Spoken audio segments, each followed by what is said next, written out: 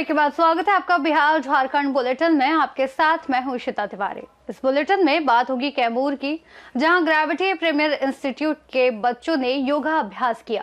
साथ ही बात करेंगे लातेहार की, जहां नववर्ष को लेकर शांति व्यवस्था बनाए रखने के लिए सघन वाहन चेकिंग अभियान जारी है। ऐसी ही तमाम खबरों पर आगे विस्तार से करेंगे चर्चा।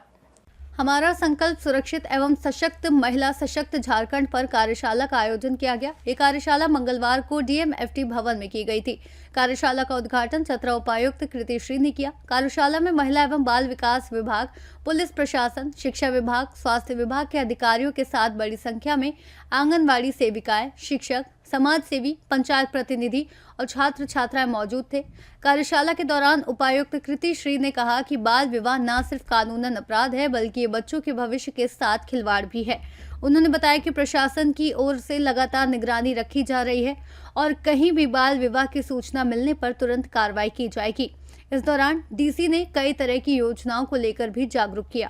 बाल विवाह का रोकथाम को लेकर के चतरा जिला में डीएमएफटी हॉल में प्रशिक्षण कार्यक्रम का आयोजन किया गया था, जिसमें हमारे पंचायत सचिव से लेकर के आंगनबाड़ी सेविका, सभी पारा टीचर्स, बहुत सारे पार्टिसिपेंट्स भाग लिए हैं। स्टेट से भी मॉडल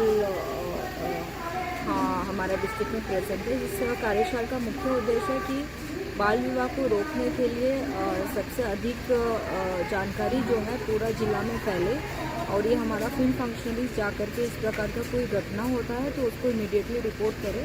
और हम लोग आज से संकल्प लेते हैं कि चतरा जिला में कोई भी जो है बच्चियों का बाल विवाह ना हो। ग्रामीण क्षेत्र पर भी जागरूकता इसी सिलसिले में इस कार्यशाला का आयोजन किया गया था, ताकि हमारा जो फील्ड फंक्शनरीज जिसको आज ट्रेनिंग मिला है वो फील्ड में जाकर के इसका सफलता के लिए काम करें। चतरा से सी न्यूज संवाददाता लकी की रिपोर्ट। कुंजरा प्रखंड के gravity air premier coaching institute में आज बच्चों को योग, सही खान-पान और पढ़ाई के दौरान थकान कम करने वाले आसान एक्सरसाइज की जानकारी दी गई। योगाचार्य अवध नारायण चौबे ने बच्चों को उत्साहित और शांति से अभ्यास करने के लिए प्रेरित किया। कोचिंग डायरेक्टर रोहित कुमार गुप्ता ने बताया कि पढ़ाई के साथ साथ समय पर बच्चों के लिए योग अभ्यास और गेस्ट लेक्चर आयोजित किए जाते हैं। कार्यक्रम में उपस्थित बच्चों ने ओम करे योग रहे निरोग का नारा लगाया। कैमूर से सी न्यूज संवाददाता पंकज चौबे की रिपोर्ट। लातेहार में 32वीं वाहिनी सशस्त्र सीमा बल द्वारा 30 दिसंबर 2025 से 14 जनवरी 2026 तक 15 दिवसीय प्लम्बिंग प्रशिक्षण कार्यक्रम का शुभारंभ किया गया। कार्यक्रम का उद्देश्य नक्सल प्रभावित क्षेत्रों के गरीब और पिछड़े वर्ग के युवाओं को तकनीकी कौशल प्रदान कर उन्हें आत्मनिर्भर और रोजगारोन्मुख बनाना है। गारू प्रखंड के विभिन्न गाँव से 32 प्रतिभागी इसमें शामिल हैं। उद्घाटन अवसर पर जिला परिषद सदस्य जीरा देवी, गारू थाना के उप निरीक्षक राजीव रंजन कुमार, वन विभाग अधिकारी अमृत कुमार, मीडिया प्रतिनिधि और स्थानीय ग्रामीण उपस्थित रहे। प्रशिक्षण में पाइपिंग प्रणाली, जल आपूर्ति, ड्रेनेज सिस्टम, लीकेज मरम्मत, सैनिटरी फिटिंग, सुरक्षा मानक और उपकरणों को सुरक्षित उपयोग सिखाया जाएगा। कमांडेंट राजेश सिंह ने कहा कि ऐसे नागरिक कल्याण कार्यक्रम ग्रामीण युवाओं के आर्थिक सशक्तिकरण और समग्र विकास में महत्वपूर्ण भूमिका निभाएंगे। लातेहार से सी न्यूज संवाददाता बबलू खान की रिपोर्ट। लातेहार जिले के छिपा दोहर थाना क्षेत्र में नववर्ष के अवसर पर पुलिस ने सड़क सुरक्षा और शांति बनाए रखने के लिए हर चौक चौराहों पर सघन वाहन चेकिंग अभियान चलाया। थाना प्रभारी यकीन अंसारी ने सभी 2 व्हीलर और 4 व्हीलर चालकों को यातायात नियमों का पालन करने के निर्देश दिए और नियम तोड़ने वालों के लिए ऑनलाइन चालान किए जा रहे हैं। थाना क्षेत्र में सुरक्षित और खुशीपूर्वक नववर्ष मनाने के लिए नागरिकों और दूर से आए पर्यटकों से भी सहयोग की अपील की गई है। लातेहार से सी न्यूज संवाददाता बबलू खान की रिपोर्ट। तुर्कोलिया बाजार में अतिक्रमण हटाने के मामले में सीओ संतोष कुमार पर पक्षपात और अतिक्रमणकारियों से मोटी रकम उगाही कर उन्हें बचाने का आरोप लगा है। करीब 1 सप्ताह तक 2 एकड़ जमीन की नापी और अतिक्रमण हटाने की प्रक्रिया की गई, लेकिन बुलडोजर से केवल कुछ लोगों के अतिक्रमण ही हटाए गए, जबकि बाकी को समय देकर छोड़ दिया गया। इससे स्थानीय लोगों में संदेह और नाराजगी पनपी है। कई लोग सीओ और अंचल कार्यालय पर पक्षपात और साठगांठ का आरोप लगा रहे हैं और न्यायालय जाने की बात कर रहे हैं। मतलब यही है कि पैसा का उगाही करने के लिए खाना पूर्ति किया जा रहा है। 30 तारीख को टाइम दिया है। नहीं, ये जो आदेश आया ये आपको 26/5/25 सर जो आप बता रहे हैं सर मामला कहाँ का है सर? तुरकौलिया चौक तुरकौलिया चौक। PWD अच्छा। जो सड़क है जी सर। उस जमीन की बात मैं कर रहा हूँ। अभी तो सर कराया गया ना सर। अतिक्रमण मुक्त होना चाहिए, लेकिन उनको समय दीजिए, नोटिस कीजिए। कहीं कहीं +4 +3 जो 12 गया है तो हाँ। मतलब अंतर साफ कराना था। हाँ, उसके अंदर 3 फीट प्लस है, वैसा तो नहीं हो रहा है। नहीं हो रहा है। यानी सीओ यहाँ भी गोल कर रहा है। गोल मोल हो रहा है, सिर्फ खाना पूर्ति हो रहा है। मतलब इसको कोई पैसा ये अंचलाधिकारी तुरकौलिया का है चिट्ठी नहीं है, देख लीजिए आप लोग। नहीं मैंने बाजार भी साफ कराइए, यहाँ पे साफ सुथरा काम हुआ है यहाँ भी। नहीं, अतिक्रमण मुक्त होना चाहिए, मेरा कहना ये है अतिक्रमण मुक्त होना चाहिए। लेकिन जिस पर आपने आदेश पर पत्र 2 जारी कर दिया और उसको नहीं खाली करवाया और जिसको एक नोटिस भी नहीं दिया, उसका घर तोड़ने चले आए और तोड़ रहे हैं जबरदस्ती प्रशासन का सहारा लेकर। वहाँ पर माल उगाही की बात हो रही है और दूसरा क्या है, कुछ नहीं। मोतिहारी से सी न्यूज संवाददाता मंसूर अहमद की रिपोर्ट। पाकुड़ में चांद भैरव क्लब गोकुलपुर द्वारा आयोजित वार्षिक फुटबॉल चैंपियनशिप में FC गाजल मालदा टीम विजेता बनी। फाइनल मुकाबला FC मुर्मू क्लब दुमका और FC गाजल मालदा के बीच पेनल्टी शॉट में खेला गया, जिसमें मालदा की टीम ने 1 गोल से जीत दर्ज की।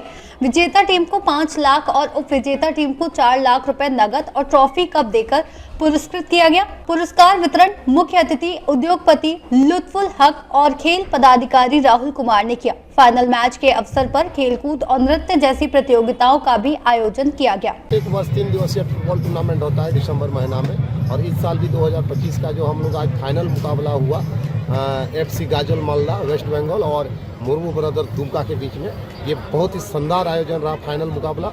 और यहाँ हजारों संख्या में पब्लिक ऑडियंस जो खेल प्रेमी है वो लोग आए, अपना योगदान दिए और इस टूर्नामेंट को सफल बनाने के लिए सबको यहाँ बहुत अच्छा सहयोग किए।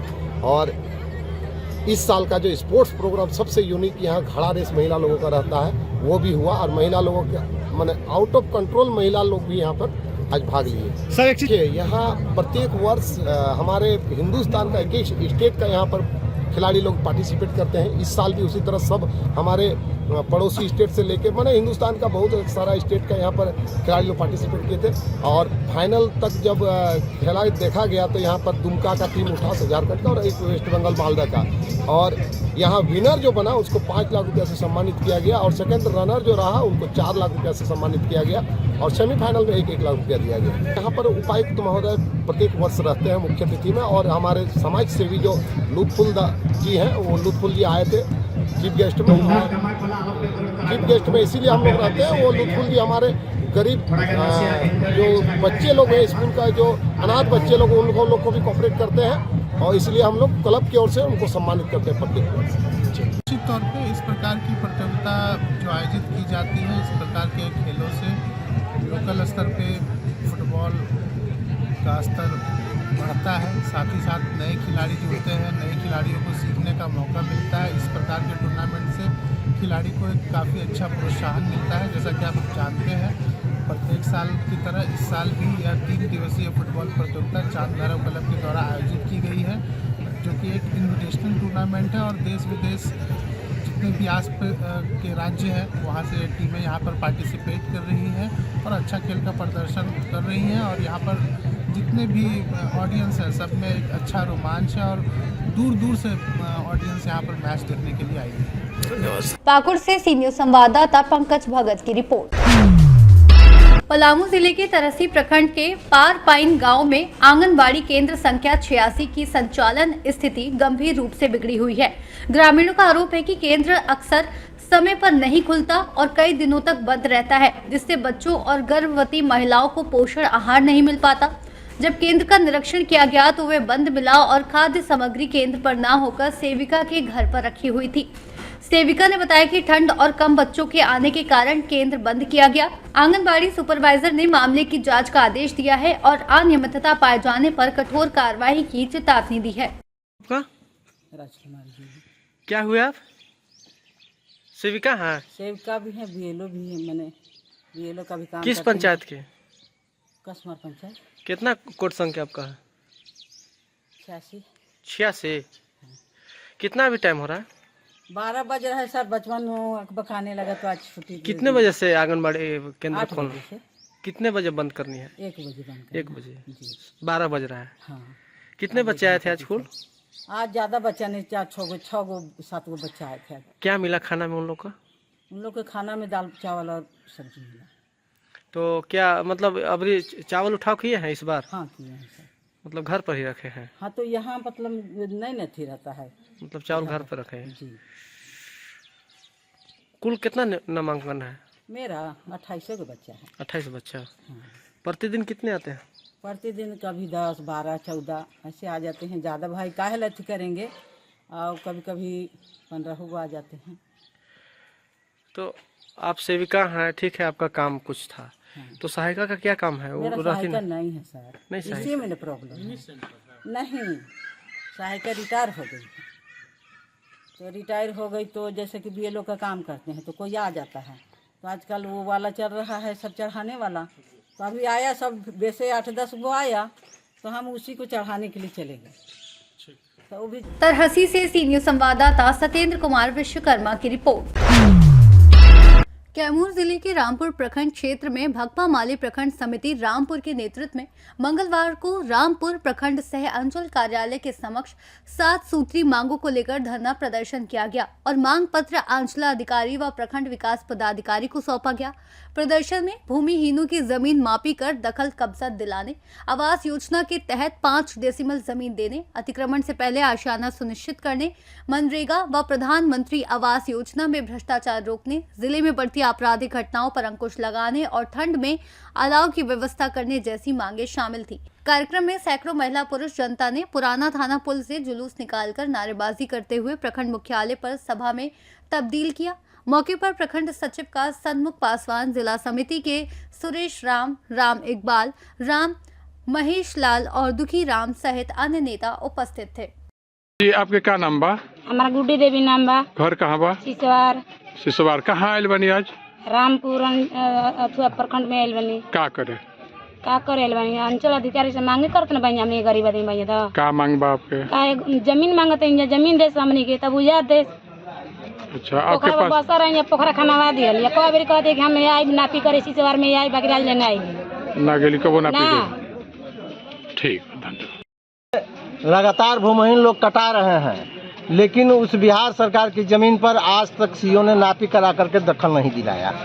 ये पहला सवाल है। दूसरा सवाल है कि बहुत सारे ऐसे भूमिहीन हैं जिनके पास एक धूर भी खतियानी जमीन नहीं है, उनको बसने के लिए आज तक 5 डिसमिल जमीन सरकार ने घोषणा किया, आज तक नहीं दिया। ये मांग है हमारा। तीसरा मांग है कि हम जो है देख रहे हैं पूरे बिहार में ये कहा गया कि भूमिहीनों को उजाड़ करके और जमीन जो है दे करके तब उजाड़ा जाएगा, लेकिन जमीन न दे करके पहले ही उजाड़ दिया गया। इस उनके आशियाना को उजाड़ दिया गया। इस ठंडक के मौसम में बुलडोजर राज का इस्तेमाल किया जा रहा है और कहा जा रहा है कि उत्तर प्रदेश के तर्ज पर बिहार में भी बुलडोजर राज चलेगा, और वैसा हो भी रहा है। नालंदा में 150 घर को दिन दहाड़े बुलडोजर से ढहा दिया गया।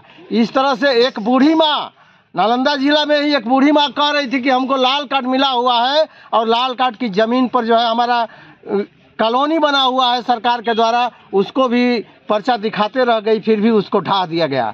इस तरह के कारनामे ये बुलडोजर बाबा लेकर के नई सरकार जो बनी है, नई सरकार अपनी नीति को ठीक करे, अन्यथा जन प्रतिरोध और जन संघर्ष का सामना करने के लिए सरकार तैयार रहे और ये प्रशासन तैयार रहे। जनता अब मूड बना रही है और संघर्ष करने की मूड बना रही है। जिस तेवर में जनता ने इस सरकार को बनाई है, उसी तेवर में इस जनता के साथ संघर्ष करने का भी मन बना रही है। यही सब मांगे हैं। हमारा मांग है कि इस ठंडक के मौसम में विभिन्न जगहों पर अलाव की व्यवस्था किया जाए, क्योंकि ठंड में बहुत सारे लोग बाजार में चौक चौराहे पर ठंड से, कुछ चैनपुर इलाके में एक नौजवान की मृत्यु हो गई ठंड लगने से।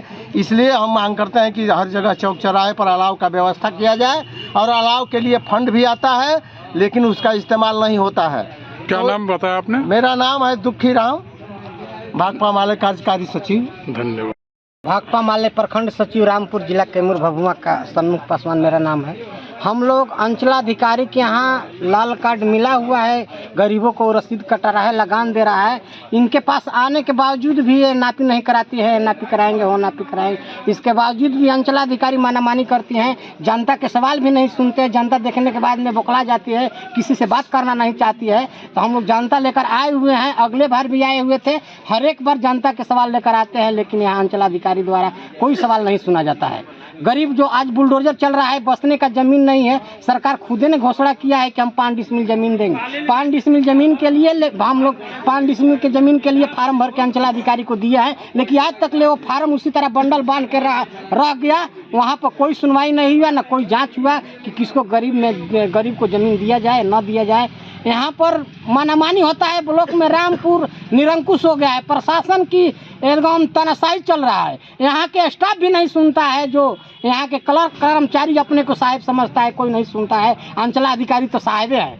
प्रखंड विकास पदाधिकारी द्वारा हम लोग कई बार प्रतिवेदन दिए, अंचलाधिकारी को सुनते ही नहीं है। इसलिए हम लोग जनता एकदम उग्र में आए। हम लोग जब भी चाहें हम अपना जमीन दखल कर सकते हैं, लेकिन सीओ द्वारा कहा गया है कि आप पहले दखल दहानी दिलाई, उसके बाद में हम दखल करेंगे। अगर अन्यथा नहीं सीओ करती है तो यहाँ हम लोग आमरण अनशन अनिश्चित काल धरना पर बैठेंगे। यहाँ पर रामपुर प्रखंड पर जो मांग है हमारी, जो पोखरा के किनारे बसे हुए लोग हैं उनको पहले बास्केट पर्चा बना कर दिया जाए, अन्यथा पहले का काल उन लोगों को मकान बना कर दिया जाए, उसके बाद में वहाँ पर उजारा जाए। ठीक। कैमूर से सी न्यूज़ संवाददाता राम प्रवेश तिवारी की रिपोर्ट। फिलहाल बिहार झारखंड बुलेटिन में इतना ही। देश और दुनिया की तमाम बड़ी खबरों के लिए आप देखते रहिए सी न्यूज़ भारत।